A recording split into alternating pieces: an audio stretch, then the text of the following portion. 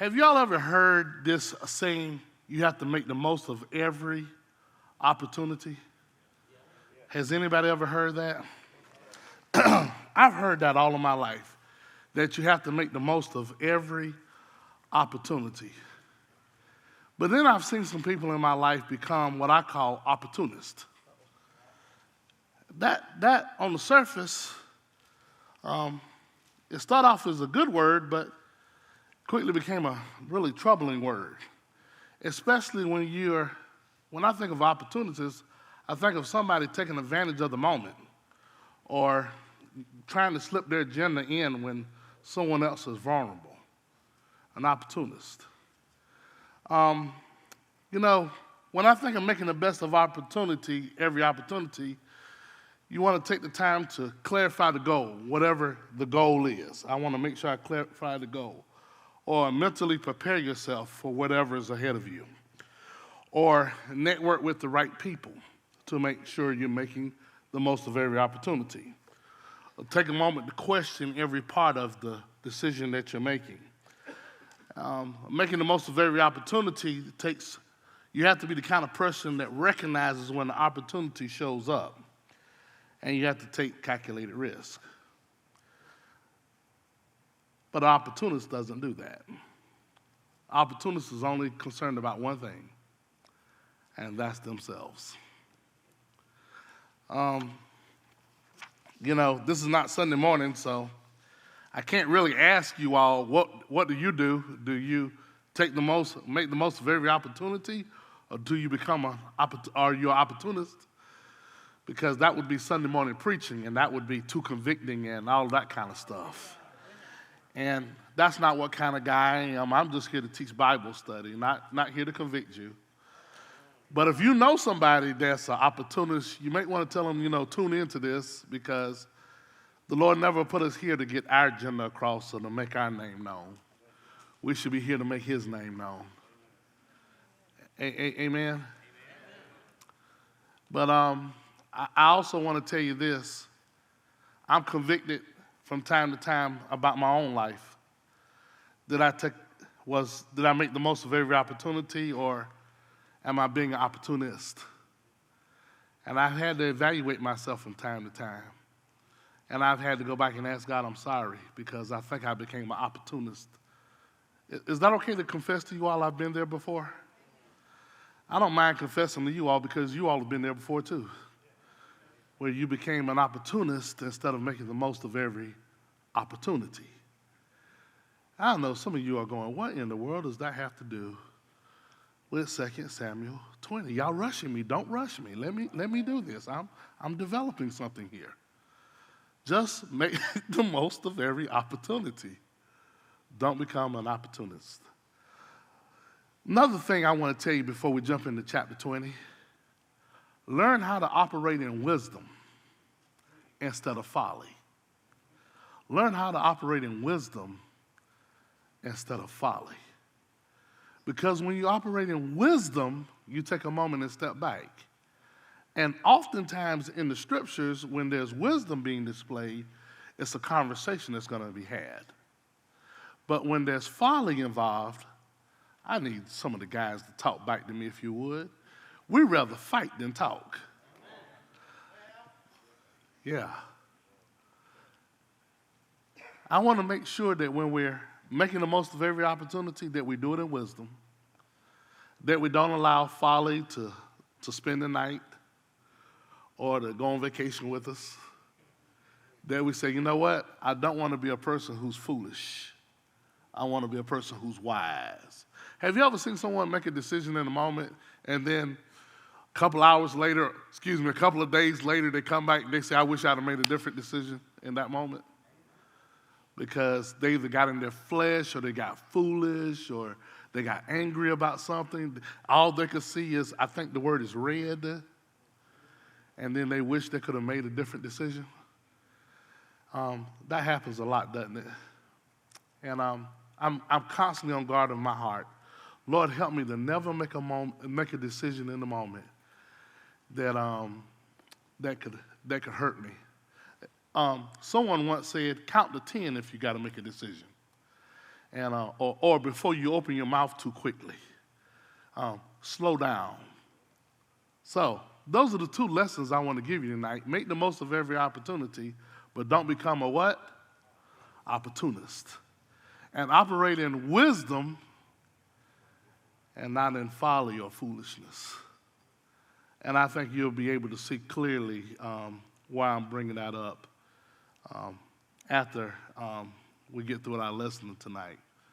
Of course, last week, week before last, we dealt with chapter 19, and I know Pastor Steve dealt with this, and he talked about the different things that was coming after the folly dealing with Absalom and the fallout there. Of course, David was pretty hurt. Joab had killed his son, and all the fallout there. There were some wounds there that needed to be healed. There was some opening of some wounds there. It was a pretty sad chapter. But we have to kind of bounce off of chapter 19 to see what's going on in chapter 20. And in chapter 20, we have this guy by the name of Sheba, who's not making the most of every opportunity because he's a what? He's an opportunist. See, y'all tracking with me already. We're doing this together tonight. He's an opportunist. And why is he opportunist? Because he saw the conflict among the tribal conflict, I want to call it. He saw that conflict and he wanted to promote himself. He was a Benjaminite, and let me see, who else was a Benjaminite?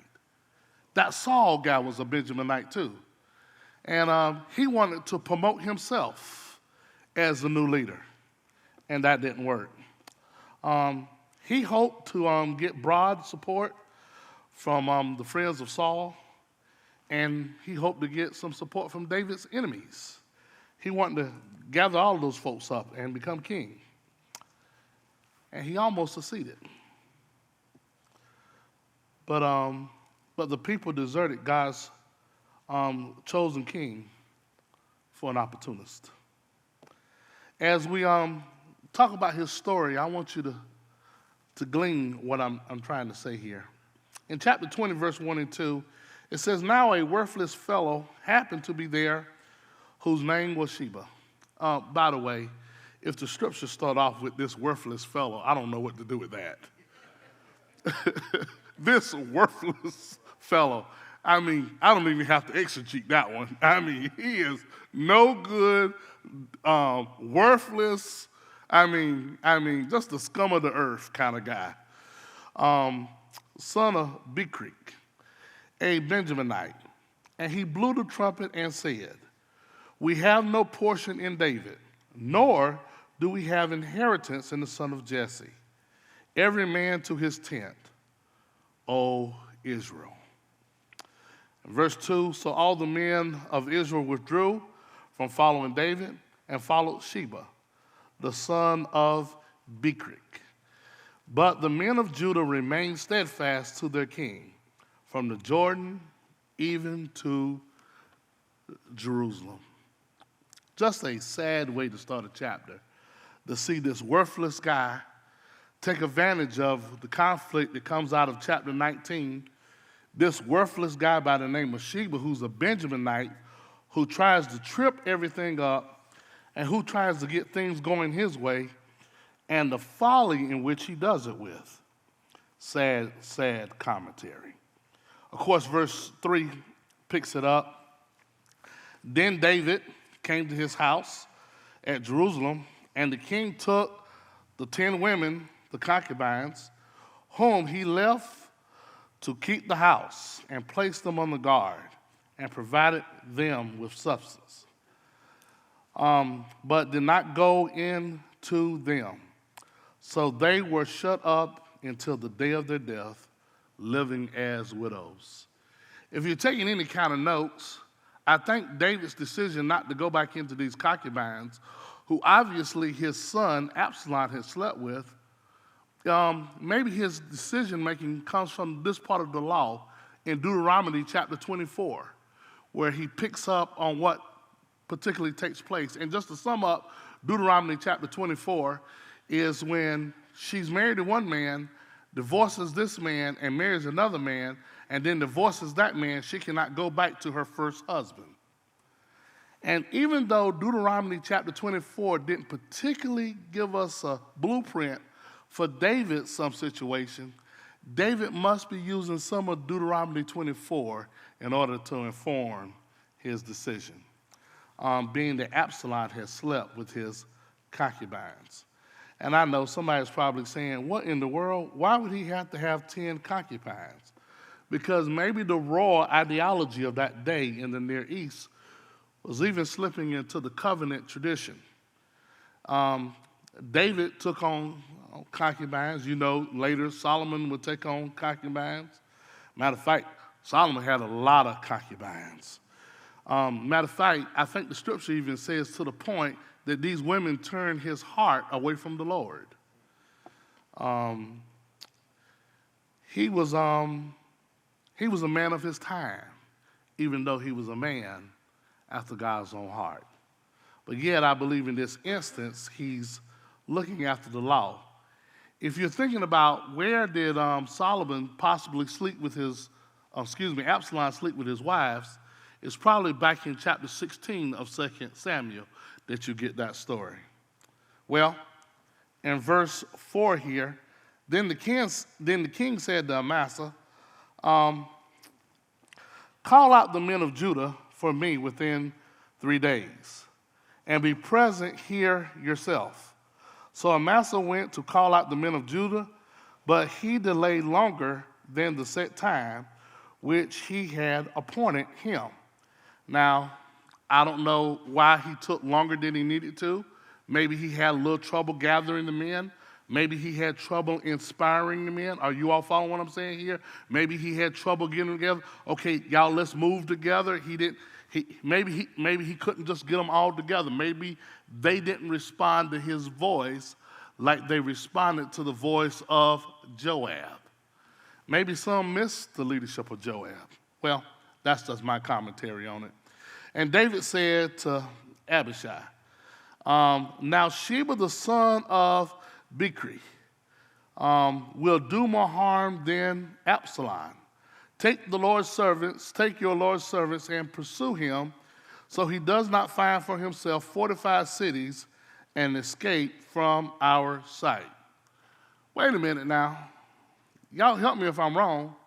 Did he have the same kind of attitude in chapter 18 when it was his son Absalom? No. He said, if you find Absalom, don't hurt him. Don't kill him. Of course, Joab wisely disobeyed his king. And you know what Joab did. Joab killed him as he hung there in the tree. But now he's saying, we got to put this guy down, Sheba down, this Benjaminite who's causing problems, who will probably cause more harm than that of Absalom. So Joab's men went out after him. Why are they called Joab's men? Probably because they served with Joab. And when you serve with someone so long, you're connected to him. They're called Joab's men, even though it's David's army. Along with the Cherethites and the Pelethites and all the mighty men. And they went out from Jerusalem to pursue Sheba, the son of Bichri. When they were at the large stone, which is in Gibeon, Amasa came to meet them. Now Joab was dressed in his military attire. I'm wondering why was Joab dressed in his military attire? Did he miss being in charge? Did he miss the power that he once had? Well, and over his belt, and over it was a belt with a sword in the sheath fastened at his waist. And he went forward, and it fell out. And Joab said to Amasa, is it well with you, my brother? And Joab took Amasa by the beard with his right hand to kiss him. Very next verse. But Amasa was not on guard against the sword which was in Joab's hand. So he struck him in the belly with it and poured out his inward parts on the ground and did not strike him again. He didn't strike him again because he didn't have to. And the Bible saying that he died. Then Joab and Abishai, his brother, pursued Sheba, the son of Bichri. Notice what Joab is doing. Joab is getting his job back, and he's doing it by any means necessary. Let me see. Who was opportunist number one again? That was Sheba, right? Who was opportunist number two? Maybe Joab. Wait a minute. Why am I talking bad about Joab? Joab is so loyal to David. And Joab makes sure whatever David needs is carried out, right? Well, yeah. But there's always a hint that he's always got a motive behind why he's carrying out what he's carrying out. It's kind of intertwined with his personal agenda. You all follow what I'm saying here? So yes, he's loyal to David, but he's carrying out his personal agenda. The Bible tells us in verse 11, because after the death of Amasa, now there stood by him one of Joab's young men and said, whoever favors Joab and whoever is for David, let him follow Joab. But Amasa lay wallowing in his blood in the middle of the highway, in the middle of the street.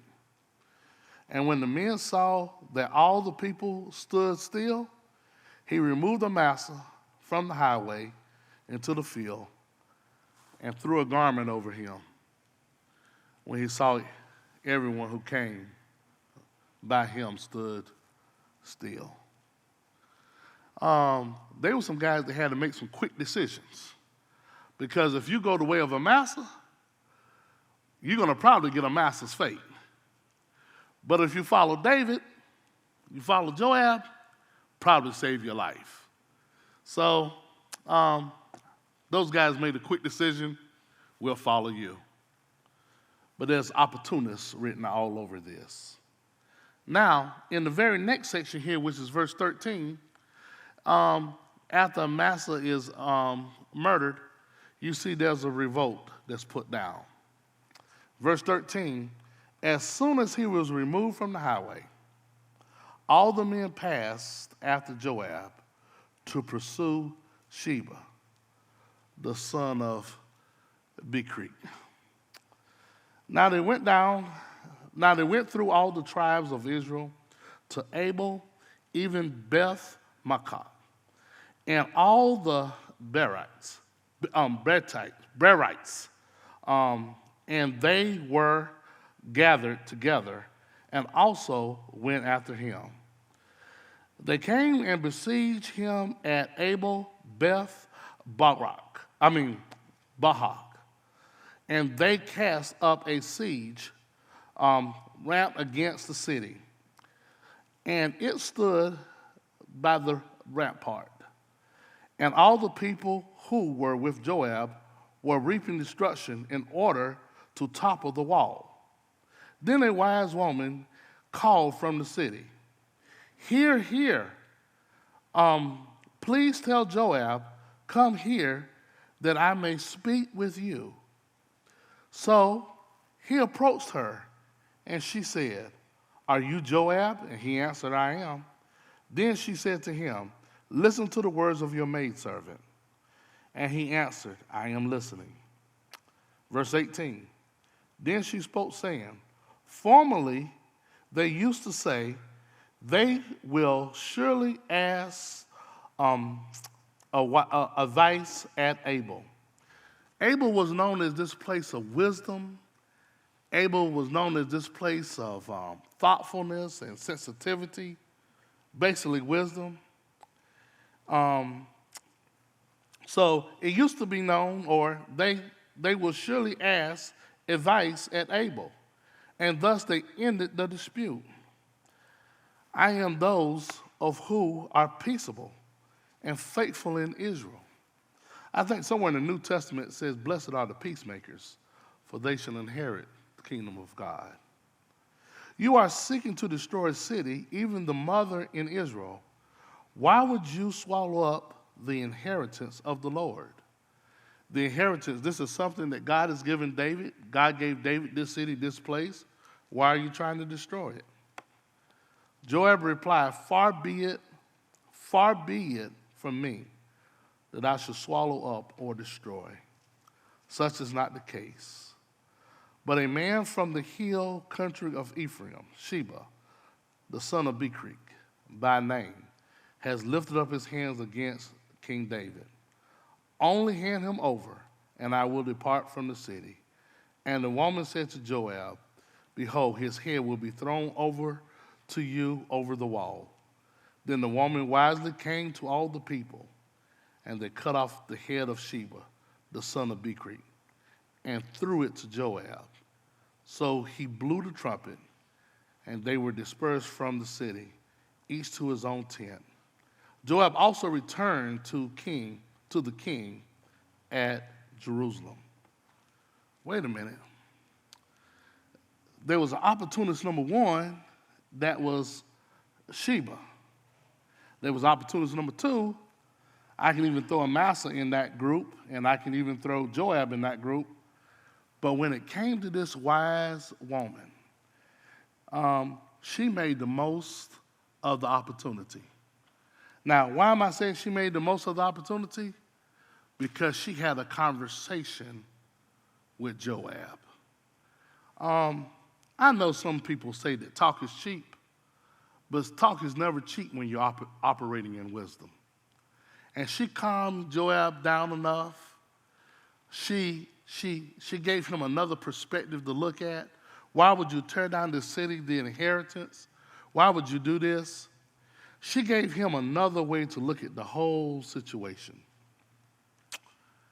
And here's Joab. Joab has to make a decision. Now, Joab turned from an opportunist to making the most of every opportunity when he started listening to the wise woman of Abel.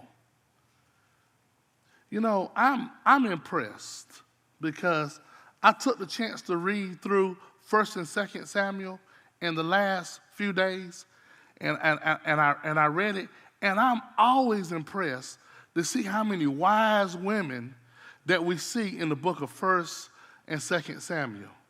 You remember when he wanted to turn David's heart to bring Absalom back? He called the wise woman to talk to David. You remember in 1 Samuel when she had a husband by the name of Nabal, who was the fool, and her name was Abigail, the wise woman there. And I could go on and on and on talking about the wise women we see in 1st and 2nd Samuel. I'm not quite there. I'm almost ready to say that women are full of wisdom. I'm almost there. Steve, you okay? You sound like you sneezed back there, brother. God bless you. Don't get in trouble now. Your wife is sitting beside you. But you see, now I'm not saying that men are not full of wisdom, but notice these wise women as you go through 1st and 2nd Samuel, the wisdom they display. Are you all with me here? And of course, I like her because she's persuasive. I like her because she's responsible. She said, hey, what do we need to do? He told her what needs to be done, and she said it will be done. And of course, the head was thrown over the wall. This woman is a woman of action. She initiated the conversation. She didn't wait for Joab to initiate the conversation with her. She initiated the conversation. Are y'all picking up what I'm saying here? She acted in wisdom and not in folly. She didn't wait until it was too late. She saw things were going in the wrong direction, and she stepped in with her wisdom, and she made the most of that opportunity. Now, I want to ask you about you tonight. When you see things going in the wrong direction, do you step in with wisdom? Do you make the most of every opportunity? And when you're making the most of opportunity, making the most of every opportunity, I heard someone once say, I'm trying to make the most of this opportunity, but they were trying to make somebody look bad while they were making the most of this opportunity. If you're trying to make somebody look bad while you're making the most of this opportunity, you're not making the most of the opportunity. You have become what I call a opportunist. Are y'all following what I'm saying? when you're operating in wisdom and you say, hey, I want to make the most of this opportunity, you want to make others shine, you want to make others look good, you want to make sure you're not trying to get your agenda across. You know another thing that impressed me about this lady? She says, I'm a woman of peace. It's this woman saying, I'm doing this for God's glory, not for my glory. I'm not trying to save myself. I'm trying to save the inheritance that God gave his anointed servant. That's a woman who's operating in wisdom there. Are you getting what I'm saying? When you have to have someone, let me give you this guy. I think his name is Sheba that we start off talking about tonight. Who is he trying to promote? Himself. She's not trying to promote herself. She's trying to promote the one that God has chosen and anointed and put in place. She said, this is the man of God here. This is the inheritance that God has given him. And we need to protect what God has given him. You know, I'm always interested in how chapters unfold. Did you all notice in verse 1, it started out with Sheba blowing the trumpet? Did y'all see that in verse 1? I can see it just as clear as anything. He's blowing a trumpet in verse 1. Do you know what happens when he dies? They blew a trumpet. Y'all follow what I'm saying here? It's found in verse 22, I think it is. I mean, now they're blowing the trumpet at his demise. It's almost like the writer is saying, this is the end of the story. Y'all remember Paul Harvey? And that's the end of the story. That's amazing there. You know, brothers and sisters, I wish I could preach better to get this across to you. There's so many people that operate in opportunists. I had a fellow I had to correct a few weeks ago, and I said, why are you doing this? And he said, because I've been wanting a raise. And I said, this is not the way you get a raise. This is the way you get fired. And oh, by the way, here's your walking papers. When you serve as an opportunist, I was telling one of my colleagues today, if people would try to work as hard as they try to press in for a raise, the raise would follow the work. When you make the most of every opportunity. So many people say, this is not my job. That's somebody else's job. They're waiting on somebody else to step up. But who is God waiting to step up? He's waiting for you to step up. He's waiting for me to step up. This is so insignificant, I shouldn't bring this up, Pastor, so forgive me. If there's paper outside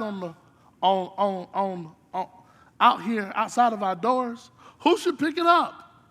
It's not my job. It's not my job. That's somebody else's job to pick up the paper around here, right? That's not my job. With that attitude, you're gonna lose every day of the week. Y'all follow what I'm saying? Chairs are out of place here. Not my job to get those chairs back together. I don't know whose job it is, but I wait for them to get it back together. No, it's everyone's job. I wish I was preaching better. It's all of our jobs. We got to make the most of every opportunity. You know what? I forgot to put this in my notes. I should have put it on the screen, so I apologize. Colossians chapter 4, verses 1, 2, 3, 4, 5. Make the most of every opportunity. And one thing he addresses there is our speech. Make the most of every conversation that you have. Make the most of every opportunity. You know, I don't know about you, but the more I thought about this lesson for tonight, the more I start looking at things in my life and I say, am I making the most of that? Am I making the most of that? I even call my children. I say, hey guys, make the most of every opportunity. Find a place to serve. Find a place to step up. Find a place to initiate. Find a place to shine for God's glory. Find a place not to get your agenda heard, but to get somebody else's agenda heard. That's the Lord's agenda. And of course, here's Joab. Now, can I talk about Joab for a minute before I go sit down? When you know when you know you're not right all the time, thank God when we slow down enough to listen to wisdom. Because Joab could have pushed her wisdom to the side and said, I'm going to do what I want to do. You know, I'm the military commander. Now, I don't need any show of hands, so keep your hands down. But has anybody been in the presence of good wisdom and you ignored it before? Yes, just ignored good wisdom because you were too caught up in what you want to do to really see the wisdom that was in front of you. I've been there before.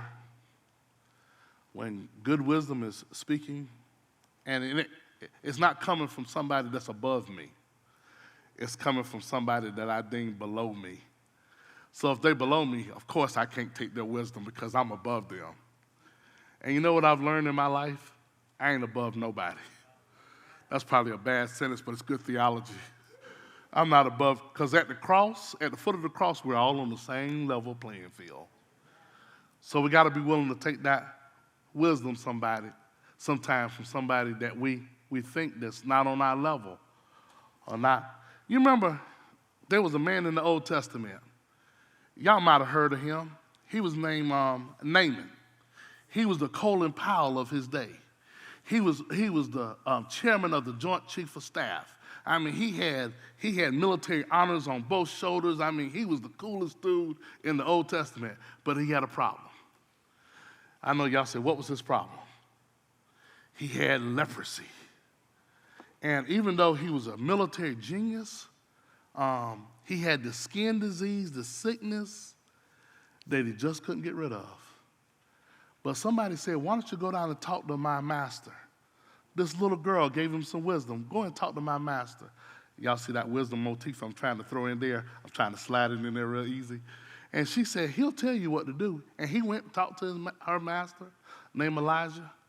And what happened was, Elijah said, why don't you dip yourself in the river 7 times? And he said, I can't do that because that's not a 5-star resort. That's not a pool that I want to be caught dead in. He said, there's some nice pools around here. Why can't you send me to one of those nice places? And one of his men said, if he would have asked you to do something more difficult, you would have done it. Why don't you just take the moment to go down and dip yourself in the pool?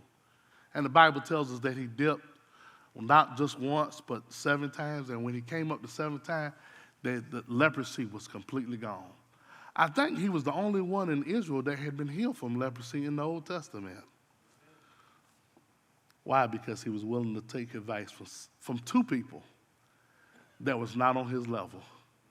From the little girl that was his servant, that was his wife's servant in the house, and from one of his men. They said, why don't you just try this advice? Who am I preaching to tonight? Oh, no, excuse me. Who am I sharing this lesson with tonight? That you've been ignoring good wisdom for a long time. Because, no, put your hand down, brother. This is a rhetorical question. Don't do that. Don't do that. You're messing the lesson up. You've been ignoring good wisdom for a long time. And maybe the Lord is putting good wisdom in your path. And before you destroy the whole city, before you tear down the walls, before you tear down the fortified city, why don't you listen to someone that's giving you good wisdom so you can calm down and hear what's being said? I got a question. I messed up. I'm wondering, why didn't David get rid of Joab? Because after he got Sheba's head, did y'all notice that in the text too? Am I the only one that noticed that? He goes back in verse 22, goes back to David. And it's almost like, I don't even see David asking him about the military guy that he put in place. I mean, Joab has killed Amasa, he killed Absalom, he killed Amasa, and David's not saying anything. Why didn't David, are y'all with me on this side? Because that side went to sleep over there.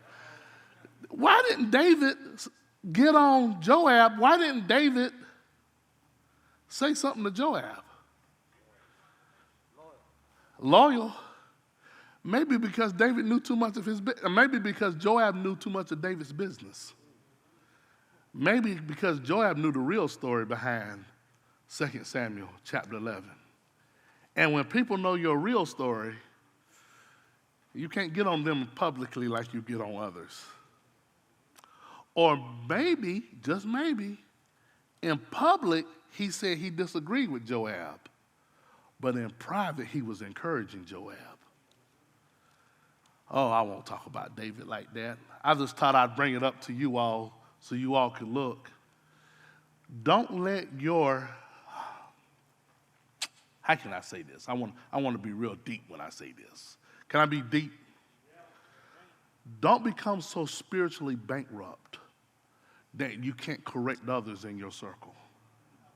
And David had become so spiritually bankrupt because he had his own folly, his own foolishness, when he wasn't operating in wisdom, when he wasn't making the most of every opportunity, when he became an opportunist, that he couldn't put Joab back in his place. You know, I want to remind you as often as I can, live a life so that God can use you anytime and anywhere to speak into the lives of others. Can I use the word raggedy with you all? You don't want to be so, I don't even know if raggedy is a real word, but it's my word. Don't be so raggedy that your children go, I hear what you're saying, but I saw what you did too. Don't be so raggedy until you're trying to speak to a brother or to a sister. I hear your words, but I see what you're doing. Don't be so raggedy that when you look in the mirror, that it causes you to shut up when you should speak up. And for David, he had become so spiritually bankrupt. Maybe Joab remembers that season when David wasn't operating, making the most of every opportunity, but he was operating as an opportunist, not operating as wise, but operating as a fool. You know, I should ask y'all this question again, but this ain't Sunday morning, and I don't want to mess y'all up because I'm trying to be at the right church tonight. But there could be somebody here that you're not making the most of every opportunity because that's over there, and this is over here.